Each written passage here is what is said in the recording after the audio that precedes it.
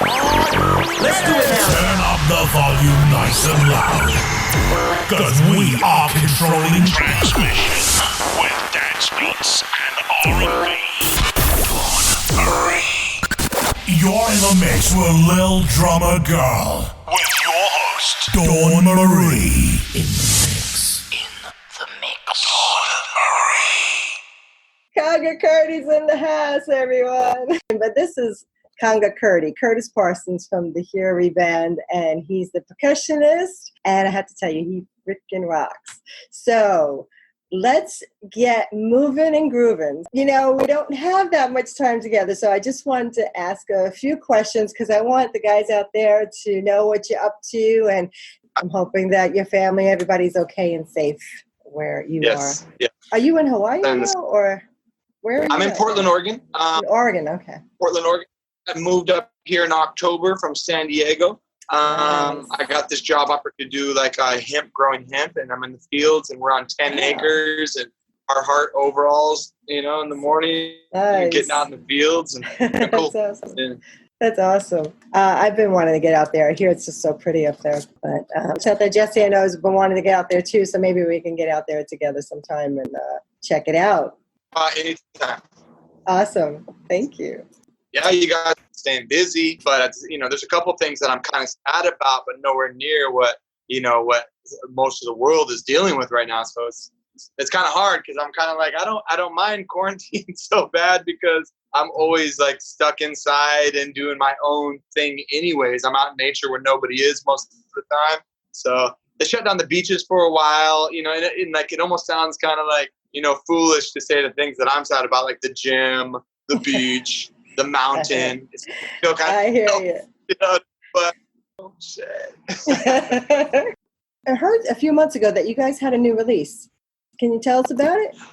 Yes, I mean, I guess it would be a few months ago, more like 5 or 6 months ago now. I'm kind of losing track of time. But it was a new album called Dreamer, and was just amazing.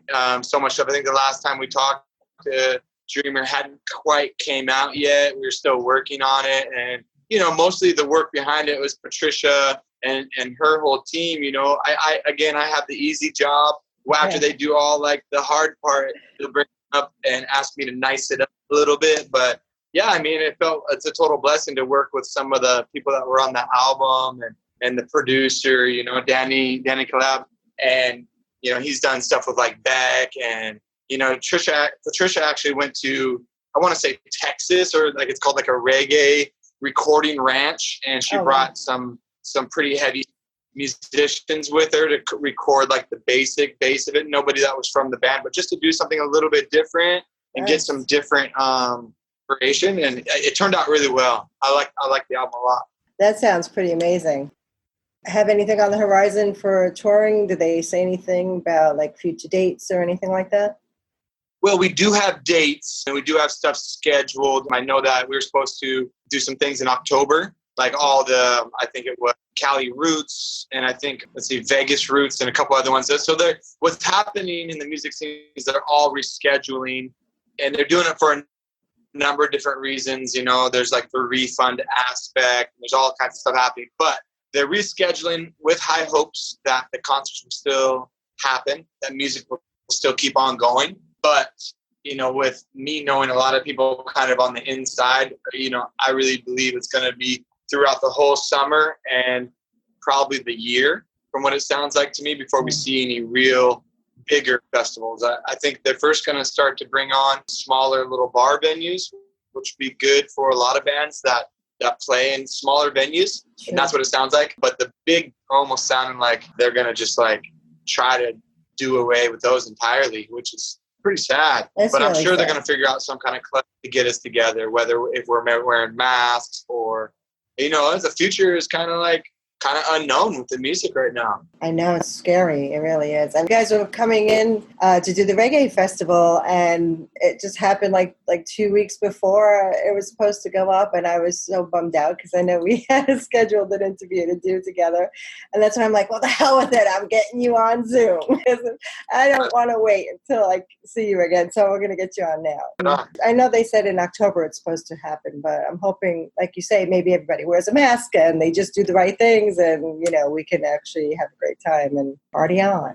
Because I miss it. I miss music. I miss the shows. I miss you guys. And, you know, there's a lot I think that we can learn from this. And I think it's almost like, you know, the world is cleansing itself by this happening. So I'm hoping that it's going to be a good thing in the end. I think it's going to bring a lot of families together that maybe didn't have time to spend together. So, and just friends in general, like we take things for granted so often that I think, you know, this maybe is a wake-up call for a lot of people to just be like, you know, maybe I should do this some more. Maybe I should do some more of that, and actually, you know, start to look within, and who knows what can come out of it. I think a lot of people can get some amazing, even career-wise, like somebody who's stuck in an office, doesn't want to be there, decides I'm going to do a side hustle. And, you know, I mean, I've been doing that for years, but it's just one of those things, you know, a lot of people don't think that they can do it, but maybe now they actually start to feel like they can do it, you know. So I hope that it all has a benefit coming out of this craziness. So,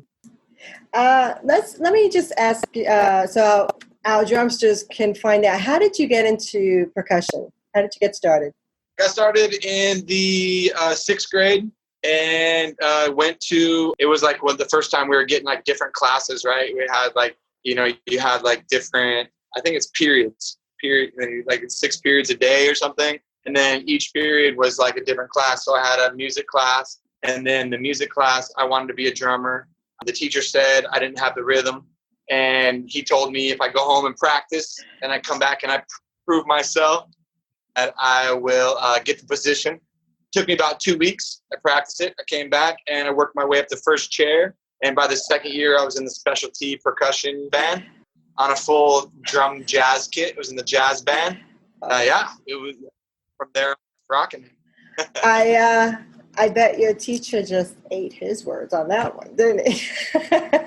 Not a smart thing for him to say. Some credit for it, because he was like, if I wouldn't have held you back, you wouldn't have tried so hard. So he's taking that into what I always had the rhythm. But that's cool. The other way that I got started in music was there was a band from Jamaica that came through my hometown where I went to high school in Tacoma, Washington. And they were called Ja Roots, and it was a family band from Jamaica.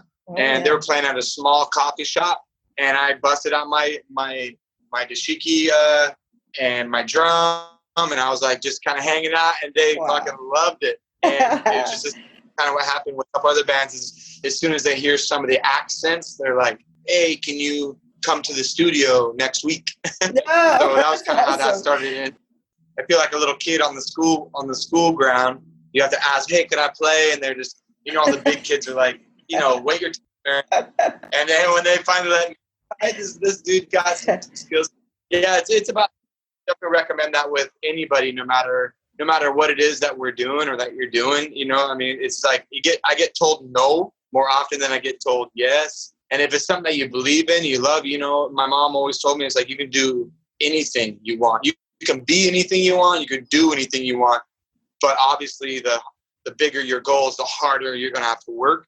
And so for real, like, I mean, that was one of those things where, and even still now to this day, I'm still like, you know, pushing my way and work, you know, you got to do it in a respectful, graceful way. And when it's your time to shine, you got to step up and hit your solo and nail it, you know, but be ready for that. Cause like the shy thing, we're like, no, you know, like you just kind of get pushed off to the side and no one will ever really hear what you were put here to do, you know. And I'm shy. I even being on the interview or anything, I'm like, you know, I feel nervous, you know, like all the time. But like, you know, we have like this, and you know, bigger, smaller, whatever it is, it doesn't matter. Like, I got to push past my comfort zone to really create the goals and the manifestations that I'm really trying to make happen.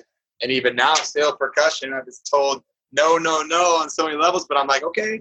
My mom always said that too. She's like, no means maybe. I love that. I love that. And especially if it's something that lines your ethics and your integrity. You know, obviously there's no, that's, you know, obviously there's a lot of good no's out there that you shouldn't be doing. Like they'll be breaking the law and stuff like that. But when it comes to like your passion, your art and your expression, don't ever let anybody tell you no. And that's what I'm still doing to this day. You know, it's my art, it's my expression, and no one can do that.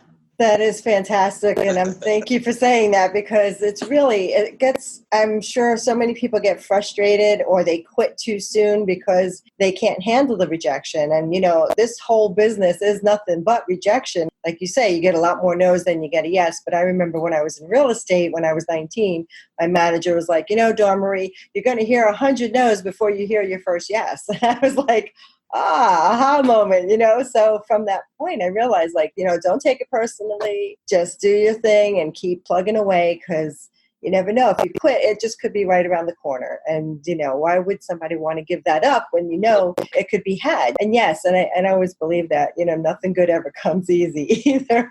And we have to really push ourselves and keep the fire under our asses lit, so that, you're going to just go ahead. Because if not, how easy it is to just start watching episodes on Netflix and not practice and rehearse and, get the blisters on your fingers or whatever it is you have to do to just make a success out of it. How did you end up getting the gig with HIRIE? The gig with HIRIE was pretty cool. Sorry. I won't say that. No worries. Again, that was like a volunteer thing. I volunteered at the local festival at Cali Roots. It wasn't local for me, but it was like a Monterey, California, and I just volunteered. I had my volunteer shirt on, and before I went, I made up all my percussion business cards from Vistaprint for free, and I took all these little percussion logos and put them all under the card. And everybody that got my cart or that I went to, I just smiled, said, "Hey, if you guys ever need any percussion, here you go." And again, that was one of those things. I passed out over 100 cards, and the only person that was took me seriously and put me right away was HIRIE's husband, Jamie. He's the manager for HIRIE, and we ended up just talking. They were talking about they're going to Cabo the following week, and I'd been living down there for 5 years. Wow. And he was like, "Hey, do you want to be in the music video at Cali Roots?" And I was like, "Well, heck, because I get a card." I was like, "Well, hey, call me anytime." So we're recording the official Cali Roots music video. I said, "Right on." I was like, "Let me go talk to my shift leader and make sure that this is cool." Because, and he was like, "Absolutely. I love HIRIE. That's a great opportunity." So I took my shirt and I flipped it inside out, and I'm in that music video, Cali Roots music for percussion. Oh my God. And that was one of those things. They're percussionist in that video. Why they hired a third one is beyond me. But when I got there, the two guys were like, "Who is this guy? What's he doing here? What's going on?" They put me right in the, and you watch the videos, and the guys are like, "Oh yeah, this guy's like," then I became best friends with both those percussionists. It was just, and then they were like, "Yo, we're coming down to Cabo next week. Do you want to do the drive with us?" Because we had drove all the way from Mexico to Monterey. Oh wow! My partner at the time, me and her, just to be at the Cali Roots and volunteer. And since then, and same thing with her, she does the design, dresses, and her name is Spirit Locks is what she goes by. And since then, now she's been invited back every year, given her own little VIP booth for the artists to. Cali Roots has just been an opening for so many people, but especially the people who are hungry and don't take no for an answer and kill everybody with kindness and respect and love and picking up, sweeping. Literally, I was a volunteer to be there, and it went from being a volunteer to the very next year to signing up. It was it blows my mind. That's amazing. Thanks God, there's obviously something happening. Like Vistaprint, freaking freak, sweeping garbage. This happened. I don't know. Well, it was your persistence, like you said, you gave out 100 cards, so you didn't just, give out 3 cards and be like, that's it, so you pounded the pavement that day, and and look what you got out of it. That's amazing. What a story. I love that. A little story on that. I don't know if you've heard recently, but we did the Dreamer album, and then the HIRIE Band made enough earnings to be able to get a big tour bus. And nice. So it was pretty, but we had a big meeting, and this is another one of those underdog moments, and this is not something I really like to talk about, but I think it's important for myself and you and anybody that may tune in to hear this, is that even after touring with them on almost every tour for 3 years, they told me that Trisha's voice was starting to lose her voice, and the bus was pretty full, and they need backup singers, so they asked me to sit aside for these last 2 tours, you know. Oh, and you yeah. got to imagine like my thanks, you know what I mean? Wow. And even having management, they had tears in their eyes as well. And it was really like super respectful that they showed up to the meeting and looked me in my eye and were like, man, Kurty, we want you to know that we love you. We think they're great. And I had a choice at that moment, like you said earlier, to quit, to leave, to get online and post about all my feelings and emotions during that moment, which were probably not the best feelings and emotions, but I'm a human and I was experiencing them. So all I decided to do was write a post about love and support, have a good trip, I love you guys, and not knowing if I would ever be on the tour with them again.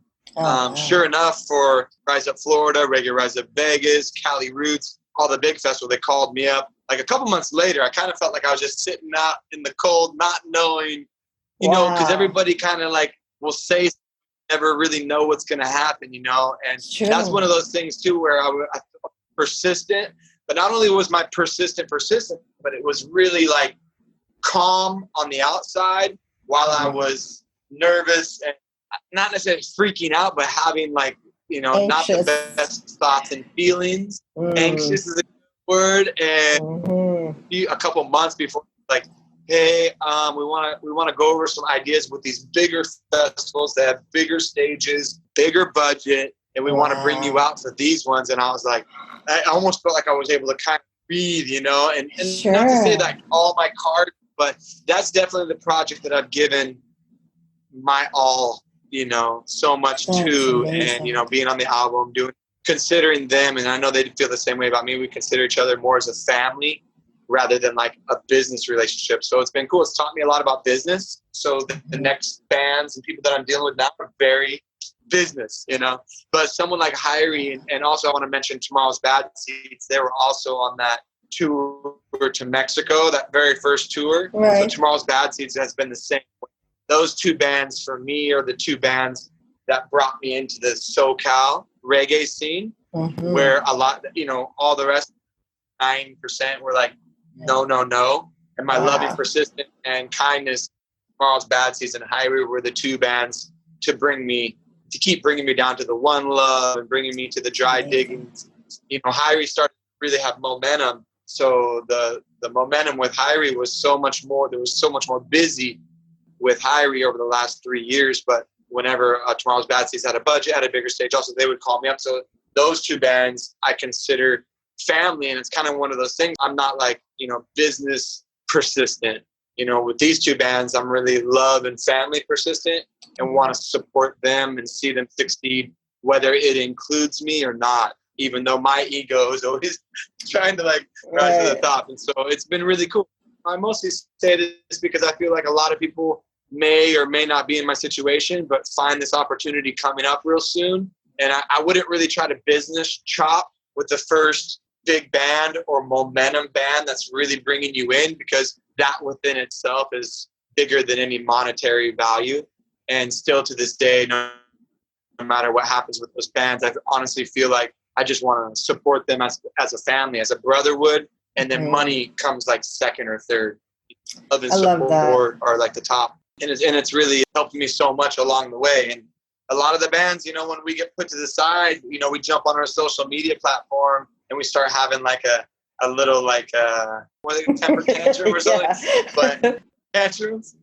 But I leave them on the field. I leave them in my bedroom. I'm gonna work out in that through tears and through that kind of stuff. You know, social media, I choose to be as positive as I can to be inspiring. But I'm a real person dealing with real dramatic, you know, mental, physical, spiritual stuff like every human, we all do, you know. Absolutely.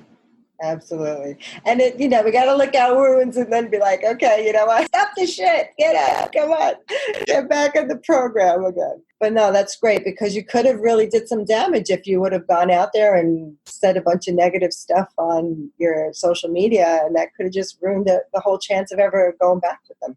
Yeah, I think a lot of times we don't even feel in the moment, like we just feel our emotions come up, and we can't, you know, say whether it's what we know, but a lot of times, especially a social media platform, it's like, you know, put down the bottle of wine or whatever and don't necessarily type. Oh, is that a typo? You know, oops, I didn't mean to write that. delete Bite you in the ass. family relationships. You know, we just take that time. Because, you know, if you wait a week or two, it's not, you know, most things are not that big of a deal. And even something as dramatic as, you know, divorce and death, which I've been through, all of those things, that they feel like such a big deal. And they are a big deal.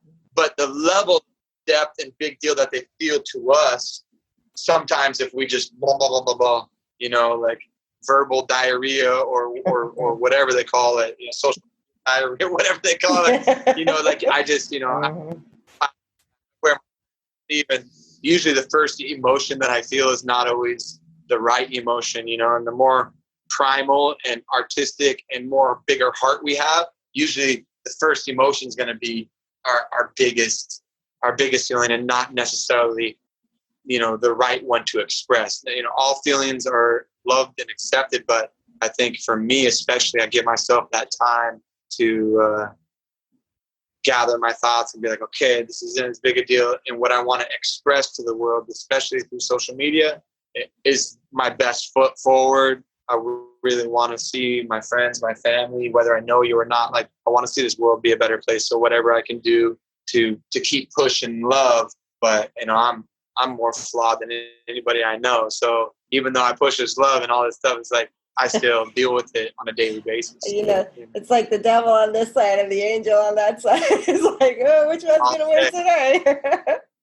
But no, it's we all have that. I mean, and you know, as I think as artists, you are just a passionate person and to begin with. So I think, you know, emotions run hot, and that's just part of our makeup, right? Because like if you're passionate about something, you're going to be passionate when it goes in the opposite direction too. But learning, like you said, to control it, and wise enough to know, like, oh, you know what, I can't do that. And like you said, if you have that bottle of wine, or if you're just feeling a little loose, you're like, well, you know, was that saying loose lips sink ships? So, you know, it's just like, all right. But I'm just glad that you said that, because I think people are abusing the social media when it comes to the diarrhea of the mouth, that they're just saying horrible things about people, like not thinking twice about stuff. And it's sad to see that it's like, okay, you know what? People are people, and we all have feelings. And if you have dirty laundry, like get on the phone and tell to the person that, you know, hurt you or whatever, but don't go telling the whole world about it. Some things are meant to be kept private. So. Yeah, some things are meant to be private for a good reason.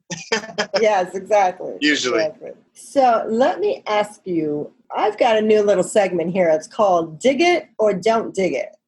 Are you interested in playing? Yeah. Okay, cool. So if you like something, you say dig it, and if you don't like it, you don't dig it. Okay. Cool. I can dig that.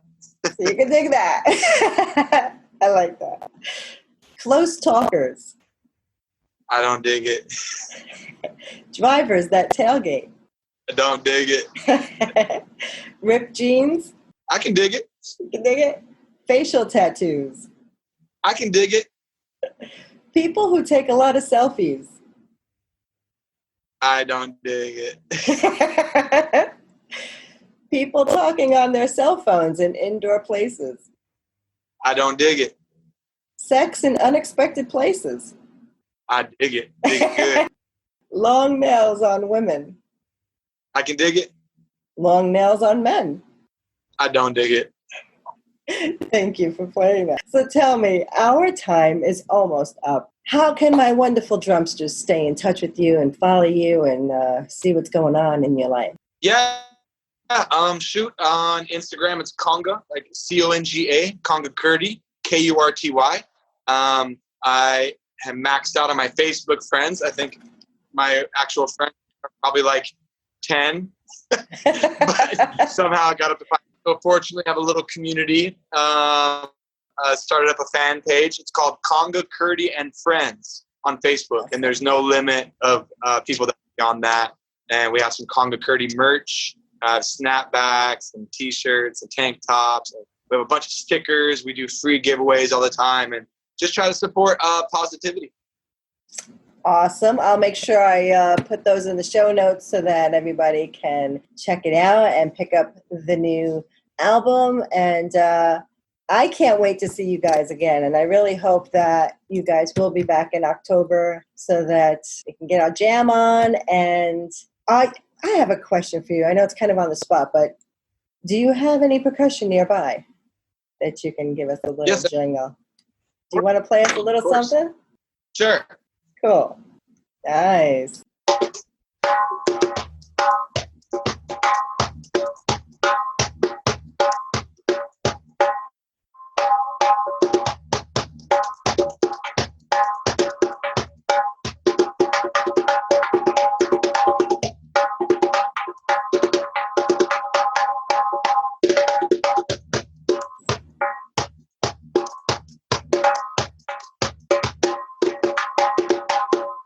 Love it. Thank you. Thank you. Thank you. What kind of drum is that? That's really cool. What is it? I didn't hear you. I said, pretty funny if I just kept playing for 20 minutes straight. But I was saying, I'm just joking. I wouldn't do that to you. Are you kidding me? Yeah. Our pleasure. Our pleasure. Now, what kind of drum is that? That's really cool looking. It's a djembe shape, but traditionally the djembes are made out of big trees. Like in Africa, it originates in Africa. But these ones are really cool.